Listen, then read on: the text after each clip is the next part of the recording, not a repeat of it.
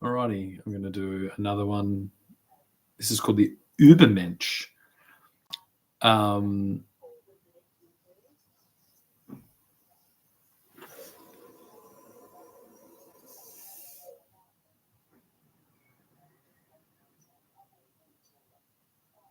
Sorry, I just heard a radio. I was wondering what it was. The Übermensch, which is by Friedrich Nietzsche, like a concept, basically a self-deriving person free from the limitations of all these things that, sets their own framework and does all these things. This was by Nietzsche all those years ago. Like, I think it was used by the National Socialists, but I'm just basically taking it as a oversimplified. It's not oversimplified, but I'm going to oversimplify it and say, well, this is what we're inevitably going to have with these tools in front of us now. See, I don't think most people realize if you're on a salary, if you're in a supply chain of HR or in an organizational protection or governmental protection, all these things, you don't realize how many things over the last 100 years you've applied to your systems and taken for granted. This is where, in my case, my anomalous situation being that I work for myself has constantly put me at a disadvantage against all these other systemic systems of authority that now have just they're pandering to the majority as the majority is lured into this industrial supply chain. So it in my case, like by my degree again, it is provably incompetent at realizing or interacting sufficiently with anomalous figures. Now, the anomalous figure in my case should be the baseline, but we've all been sucked into this mass production, this industrialization, this easy finance paradigm, this all these things, this salary mindset, this higher purchase mindset, all these things, which makes somebody just operating at what should be the foundation, the baseline example, is now underserved by this increasingly automated and systematized structure, to the point where it is actually becoming my largest opponent in this is to oppose a automated systematized thing that has done pretty horrific things. By my degree, again, has removed my children, has retarded their education, has exposed them to, turmoil and to abuse and all these things, which these should be getting taken pretty seriously, but they're not, again, because the automation system is being exposed as cherry picking. So it's like you've got your packaged thing that you're doing. This is what we're bringing to the Australian people. We've systemized and automated these processes, but that is leading to this scenario. And I'm actually showing the example of what should be the new paradigm is people that are autonomously using all the tools, regulating their environment, making sure they're not going off recklessly into some unknown future, but trying to stabilize the entire region with the access to the new tools in their own morally grounded, religiously bolstered example. And I will remind you again that the only reason you're getting this out of me is because you're holding my children hostage. This is the local, the state, the federal governments doing this. Is this the precedent? Is this how we get the Übermensch? Is to hold children hostage? Is this what we're sending right now internationally to the rest of the world? Yes. It is, because that's what I'm doing. This is indeed logged on an international platform and is public. Why isn't it seen? Because of the automation, the system. People are not people anymore. If I'm forced or ushered into a courtroom or a magistrate's thing. It's like, I'll be forced to, to show up and do the things. It's like, but this is the only place that these criticisms or these observations are being recognized at the moment. This is no different than me, sitting at the end of my driveway and ranting and talking to all the passers-by in a small town, and there's no way that would continue going. But it is continuing going because it's on the digital environment, something that all our money is going in. We're supposed to put our trust in all these things with our hard-earned wages, with our with our private information, our family photographs. All these things are now compiled and logged in this environment, but it is completely incompetent in dealing with some of the most baseline human manifestations. It's like, I'm a father trying to educate my children. I'm a father trying to establish a firm base, a firm foundation, a firm stronghold for me to, develop my family that has been hindered by interference by, pretty large pharmaceutical interests, like private health interests and strange feminist idea, all these things. And I'm not recklessly creating some type of terrorist organization. I'm trying to be the Übermensch. I'm trying to use the new tools, and I'm trying to navigate and map and plot a pathway through this. Because what's the alternative? Do I abseil in and steal my children, put them in the back of a truck and run for the fucking hills? Well, I can't. That's what they want. In that scenario, there we go.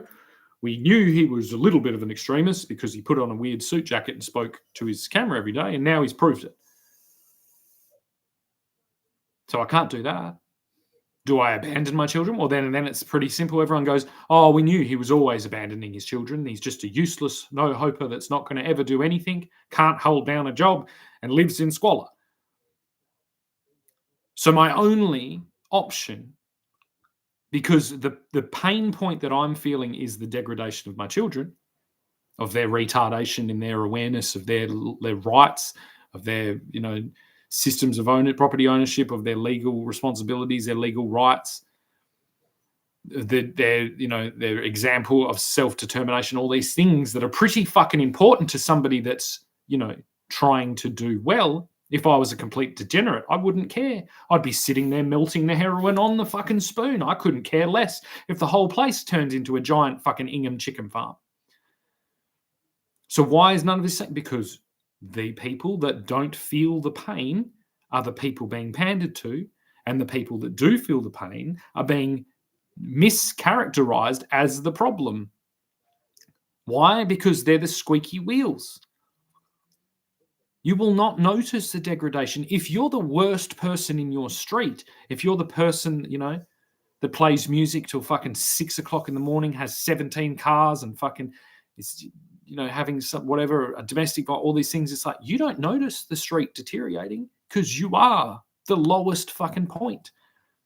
The only people that feel the pain pinch of this degradation are the people that are responsible stewards, are responsible citizens,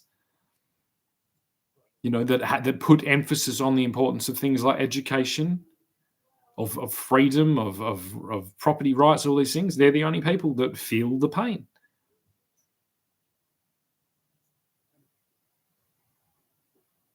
So it's like, what do we need to create? We need to create this in legal terms. That's what I'm trying to do. I'm trying to get to it's like, all right, the person has saved money. They're not dealing with the bank. They've worked. They've saved money. In this case, it's my father. Worked. He put money in his property, paid his property. He actually paid the 2 properties off that my mother has been living rent-free in for longer than 20 years, whilst being paid by the government to spruik pharmaceutical medication. So he's done that. It's his legacy I'm protecting. It's his thing. Of course, in a paradigm where, the boomers and the retirees are just seen as vectors for harvesting by, increasingly organized medical insurance and retirement fucking extractors, then this paradigm isn't seen. As I said, you only feel the pain pinch if you've done it. I sat there for the 2 years while my father died in front of me. I drove him to the hospital appointments. I had the conversations with him. This is what I've done.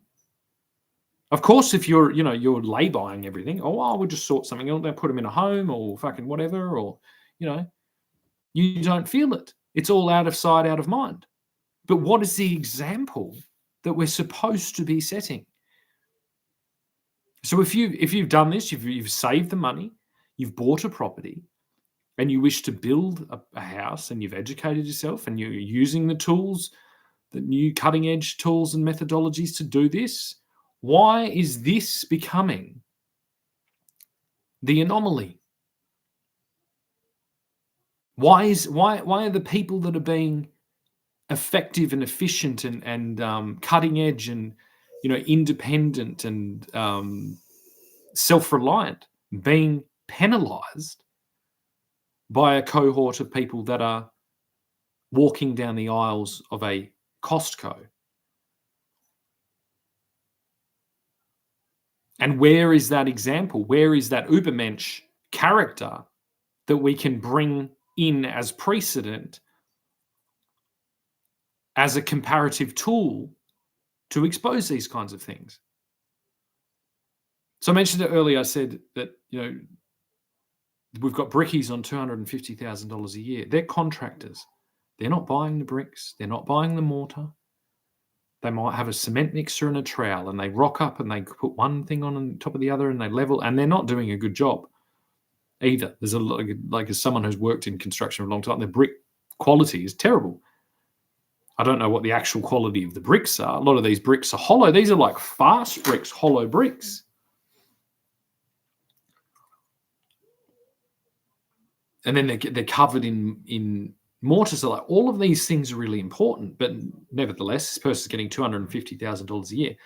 What is required, see, in this system to pay brickies $250,000 a year? What does that mean to make sure everything else keeps working, to make sure every little cog is turning and every little, lever is working properly? What does that property have to be worth in the mind of the purchaser, in the mind of the marketplace, to maintain this? When right on the doorstep, we're going to have open source manufacturing things that are going to do this for nothing. So what? And it's like what things are now legislation and precedent within our political system that have been taken for granted due to industrialization and mass manufacturing and international shipping that are now taken for granted? And so where does this leave the individuals that have purchased a 30-year mortgage on a property where the brickies were paid $250,000 a year to put the bricks there? What happens to that supply when everything falls into place and the alternative emerges? More than likely by some strappy Übermensch figure who has built their own house with the robot that they built out of old vacuum cleaner parts. What happens then to that market, to that debt, to that global interconnected glut of fictional fractional reserve insanity?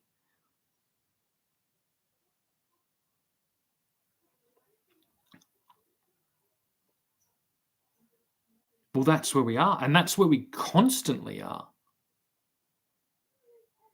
And I cannot understand how we are investing with the optimism of this utopia, artificial intelligent world, while still also trying to maintain this illusionary socialist construction and housing marketplace. They're not compatible.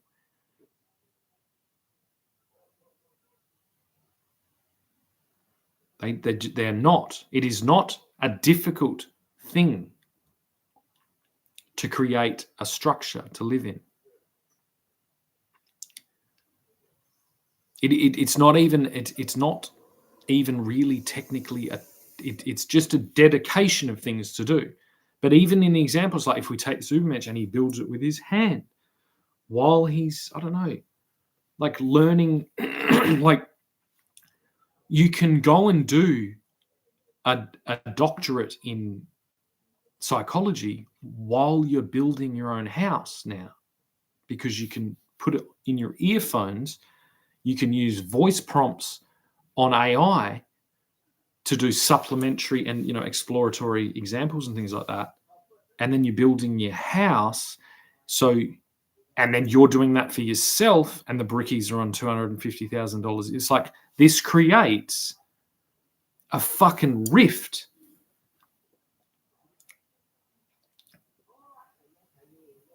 Doesn't it? And who are the gatekeepers? The gatekeepers are like the universities whose metrics are going continuously down, because every single person has broken away from reality. It's kind of expected. Like this artificial intelligence, it is a breakaway from reality. So and this is where it's like people have gotten so used to kind of throwing these accusations around. It's look, we are breaking away from reality, the same as the industrial manufacturing, car manufacturing thing was a breaking away from the reality of horse and carts. The value of horse and carts did not ever come back. The amount of jobs and things that were replaced, the amount of property usage, all these things, it was replaced. But it was complete transfer. It was like the properties that were used to maintain the horses went to the industrial, whatever, and now we're left over with this. But we're constantly like backfilling into the other arenas, but we're backfilling with different levels of intensity. One example of this I watched the other day, Burswood, where the casino is. That Burswood used to be an island because they built a canal, there's all these things. That was a rubbish dump. And that was a concrete manufacturing place, and they actually built asbestos panels there. They literally dredged the entire Swan River of all the shells so that they could take the calcium or lime or whatever it was to create the concrete. Who's paying for that pollution? And what's it become? It's become a casino. Now, is that any different? So it's like, what do we have? They made asbestos there, and now asbestos is one of the largest things, the largest costs. Like, and I have this in my own house. I have to remove the asbestos because it's bad for you. It's like, well, and now it's a casino. And no one's connected the dots. Is this fucking island cursed? Is it cursed to perpetually fucking provide only negative things to the population? But because these things are all plugged into the economy. See, when you divide a house to all the different trades, all the different manufacturers, all the different supply chains, all the different finance, all the different insurance, all the different things, everybody pays tax on that. But is that tax covering the degradation that is the result of the poor planning and the poor process? No, it's not. That's why we're in constant deficit. And how are we ever going to get anywhere when we don't have the baseline? The person who owns the property, who can do their own fucking work, who can put the fucking, thing and build their fucking house.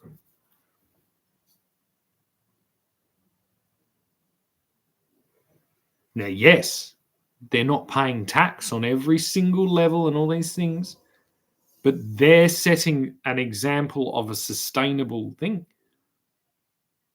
They're building their own fucking university, their own, family university, which is how all of this whole thing started.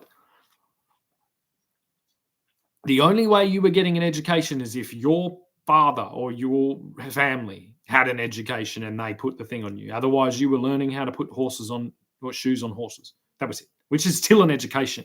Now nobody's getting anything. The education is lost because it cannot, because the world is so complicated and like we're being exposed to so many avenues of exposure. Like this is you don't learn about something, you learn how to learn about something, and then you map out your own understanding of all these complicated things. The idea of education being this thing that you can mass distribute is not real, because the education component is not the important thing. It's the emphasis on why are you learning, and this cannot be replaced by a public school system or even a tertiary paid for system. There has to be a reason.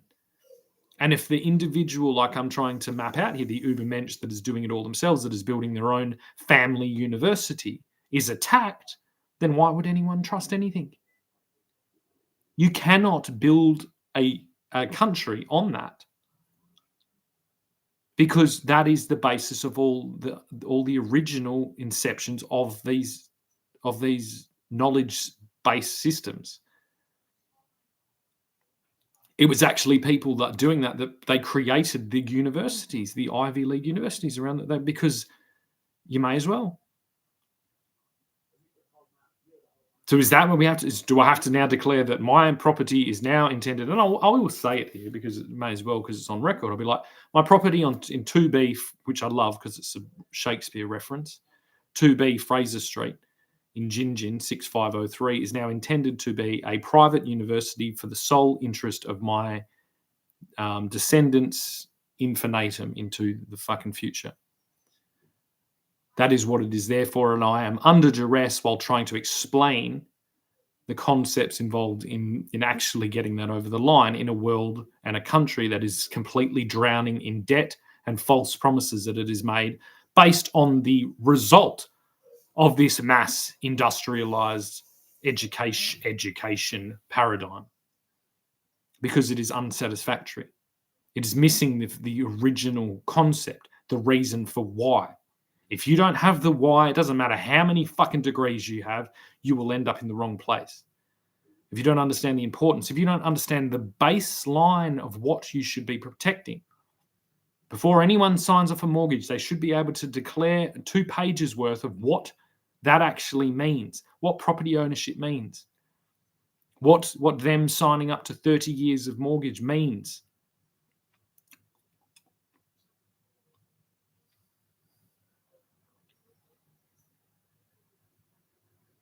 Without a solid example. See, and I think the problem is this example, because it's so reinforced in religious doctrine in pre-World War I and World War II times, it was 100% recognized and understood in polite society that this was the core archetype of a good citizen, that it has been under protected and overwhelmed by a constant smear campaign until the point where you just get to ridiculousness. This isn't out of some type of bougie fucking exceptionalism. It's out of the baseline, lowest fucking common denominator fucking necessity to not degrade into hell.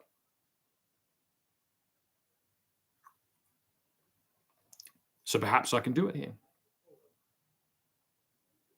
You know, the reasoning my children gave to removing my children from the small town that we'd raise them until then was for their education, so that my son could be an engineer. My son has no idea about engineering.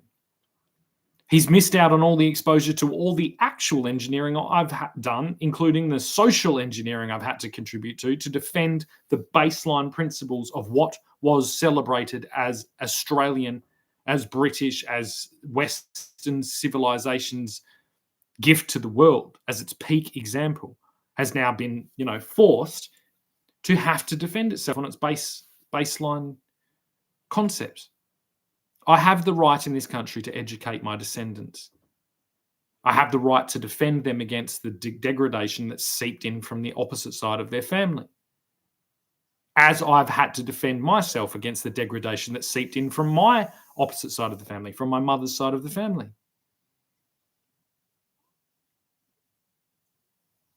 It can't all be, things that are plugged in to salary-based, extraction-based, monetary-based. It's none of that matters. There isn't a formula that you can use to get these figures. You can go and learn everything for free from a library, or you can go and pay, $1 million to go and learn at one of the highest education facilities in the world. So how can you work out this formulaically? You can't. But do we in this country have the right to prepare and to raise our own children, our own descendants, to be not just satisfactory cogs, but to be like self-regulating, autonomous examples of the higher ideal? And why does it fall down to simply monetary things? It's like, I have to go to the right institution, get the right hat, get the right photograph holding the little bit of paper. But that little bit of paper just means that you sat there and listened to somebody talk. More than likely someone who didn't have to defend the core principles and the core ideals and the core foundations of what the whole malarkey was all about.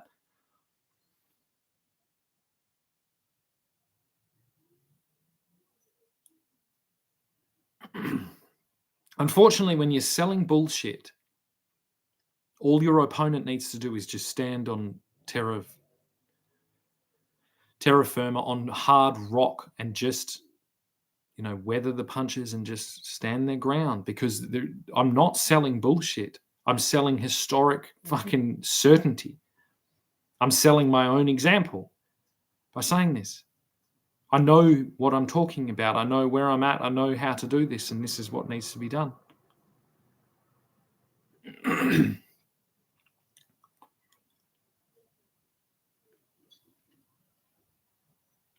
We need to get this homeowner fucking parrot. It's like, you don't want to just be a homeowner. Don't build a home. Build a fucking institution, an intergenerational institution that protects you against the inevitable time when this socialist fucking coup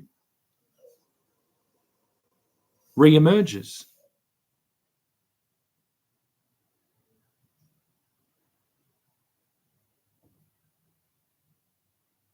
So it's the very thing that these institutional families, these families that did, make sure that they passed down the importance of education, the importance of discipline, the importance of firm footing and intergenerational traditions passed down and things like that. Their gift back to the people of these universities, the concept of public education, has then been used against them. And in order to do that, they've had to strip everything important out of it and break it down to a commodity that is completely useless. A bit like the asbestos that was made in the place where the Crown Casino now sits. It's not just useless, it's an actual fucking carcinogen, and it needs to have a new level of care and a new profession just to remove it. A new level of authority just to govern its responsible disposal.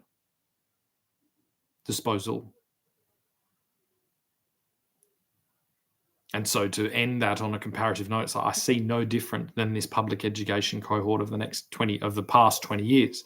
It's exactly the same. It's asbestos. It's in every single building. It has infected everything. It is in our airway. It is carcinogenic. And it is going to require an independent authority to process its disposal and to provide treatment to those affected and to provide alternatives and removal processes, exactly the same.